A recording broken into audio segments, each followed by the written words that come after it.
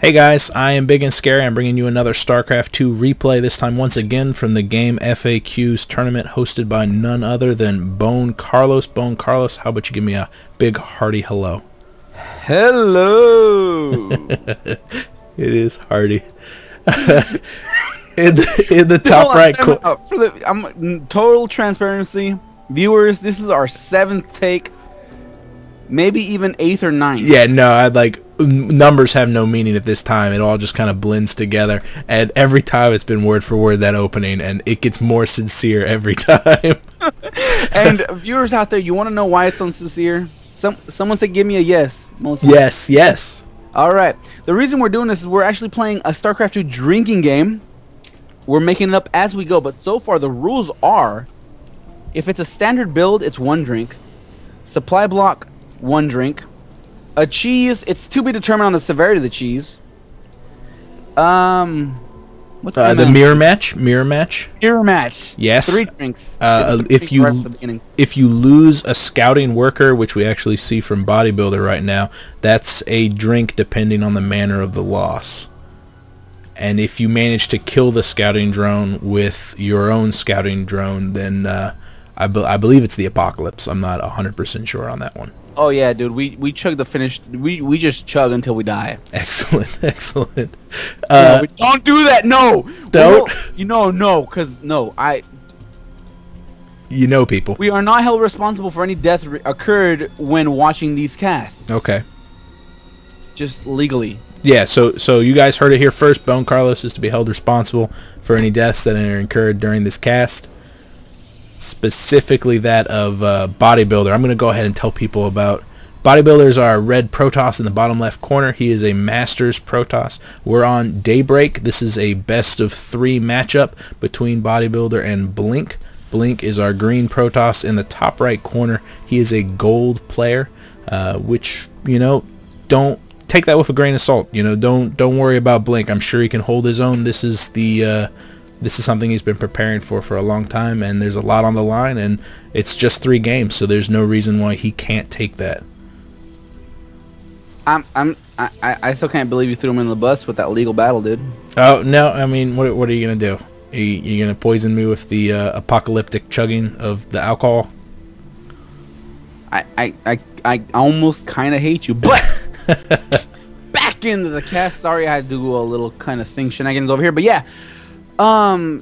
Take that with a grain of salt with the different levels of your league. This is a gold, I believe, right? Gold versus Masters. Yes, sir. Yep. But in the first round, a silver level player managed to knock off a Masters level player. That just blows my mind. Like, that's something that's not supposed to happen if you believe in numbers. If you think that numbers have meanings. Oh, then... hold on. Scouting pro died. No. Drink. What's your poison for tonight, by the way?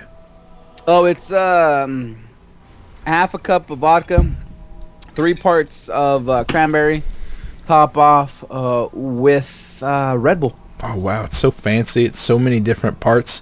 And I'd also like to point out that the probe that managed to make it to the Zelnaga watchtower on the right side of the map from Bodybuilder is very weak, and he almost went down to the Zealot. So we could have doubled up there, but Blink just barely missed him.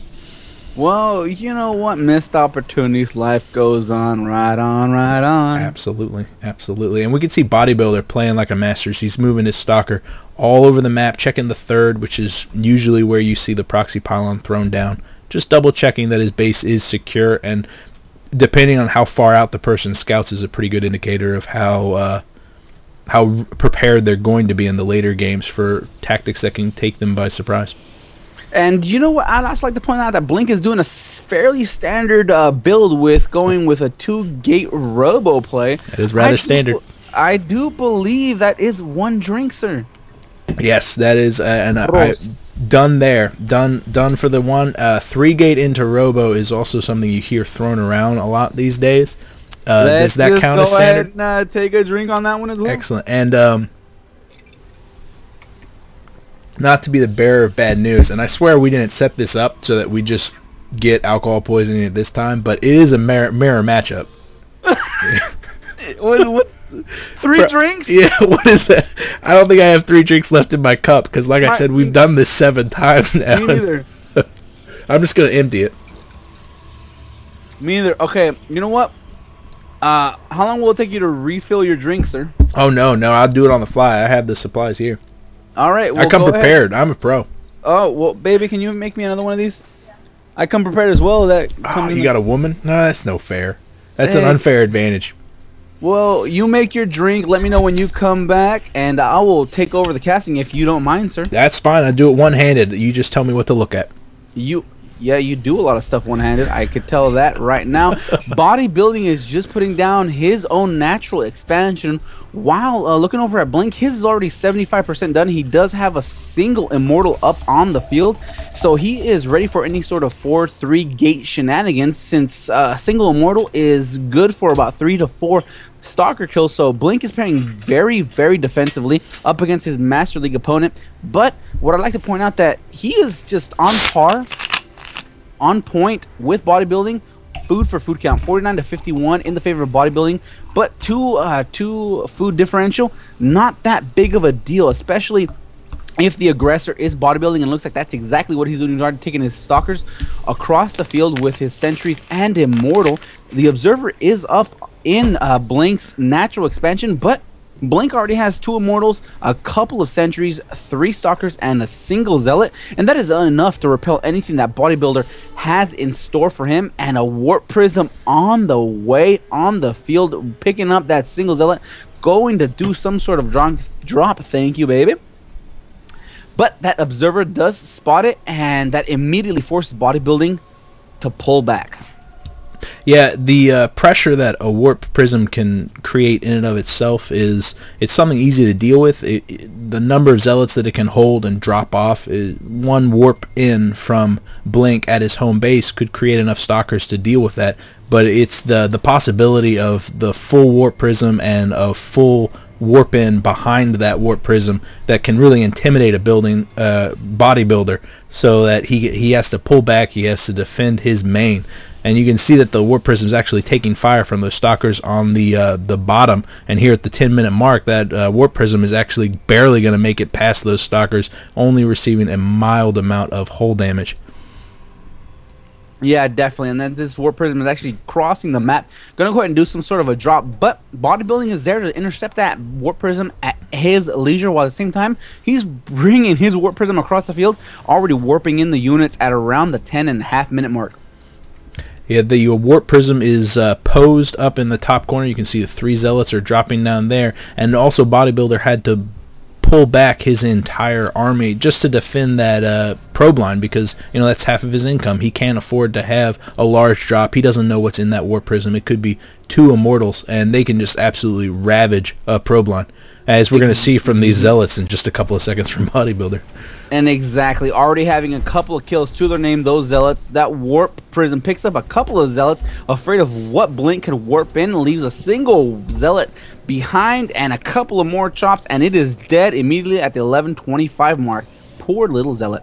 Yep. Those 2 zealots that are left over from Blink are a very good investment just to protect that probe line. I wouldn't be surprised if he just doesn't even move those zealots, as they can buy some precious moments just to allow Blink to get the rest of his army in position. You can see that the extended thermal lances are on the way, as well as a second robo facility. So I think he's going to be investing heavily in the Colossus tech, trying to get up that ultra army that you can see in the late game for Protoss. Definitely, and at 3 warp gates, 2 robo facilities on 2 bases, and especially if he's carrying out pure Colossi, he could have a very dangerous army within 3 to 4 minutes, especially since bodybuilding is pulling up his 3rd nexus at the moment. He only has 1 robotics facility, 3 warp gate. He is warping in 2 gateways, but if Blink has the Colossus advantage, and as we know in PvP, if you have a 3 to 4 to 5 Colossus advantage, it's just GG on your end. Yeah, and it's incredibly intimidating to see those Colossi on the horizon. You see them come in, and that bundle of joy that is the Protoss Death Ball can be incredibly intimidating and destructive whenever it actually starts to deal damage. Even though Colossi in and of themselves, by themselves, are kind of weak because they can get focused down very quickly, that ball, that intimidation, can really buy you a lot of time. And all bodybuilding really has are these stalkers, which begin to push forward catches the Colossus off guard, but at what cost? Bodybuilding loses, it looks like 6, 7, maybe even 8 stalkers, only 4 left to survive. So you were talking about the Colossus being very weak.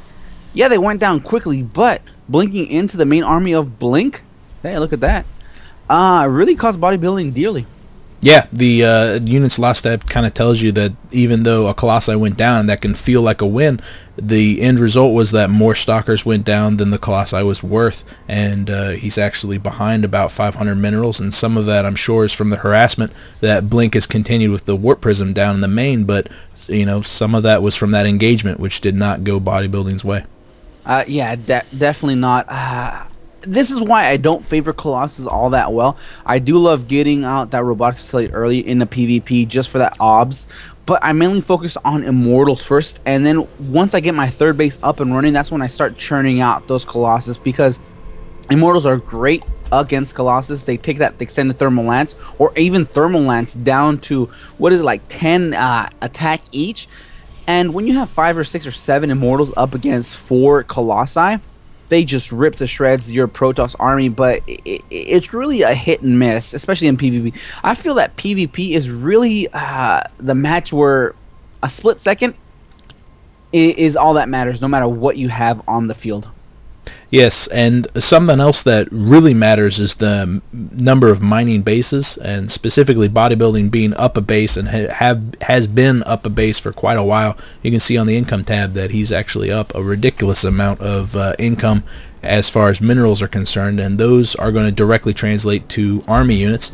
And you can see that even though Blink is building 2 Colossi at a time, the Colossi numbers are pretty much the same. And the real deficit is in the income. I think Bodybuilding is going to be able to out macro Blink, and Blink has to make something happen as he positions his army in the north side to push that third. Yeah, I mean, yeah, definitely. He's pushing forward to take out that third, and it looks like he might actually bring it down. Bodybuilding's army is completely out of position, and he's pulling all those probes. This third is going to go down, so his only advantage is gone at this moment.